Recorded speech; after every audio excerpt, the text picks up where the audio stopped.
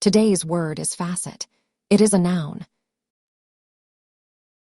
It means one side or part of something that has many sides. A facet is one specific feature, side, or angle of an object, a problem, or a person's personality.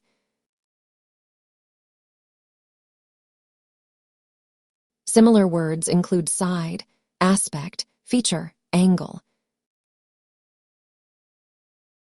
A diamond has many flat facets that make it sparkle.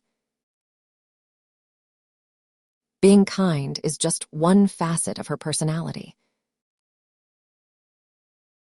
We need to look at every facet of this problem before deciding.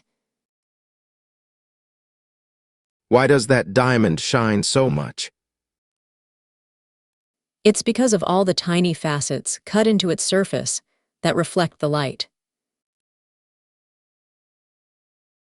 Emma explains that the light reflects off the many flat surfaces, or facets, of the diamond to create its sparkle. Think of a jewel. Each flat surface is a facet.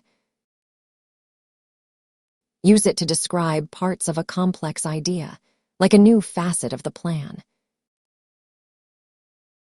If you describe a person as having many facets, do you mean they are simple or complex?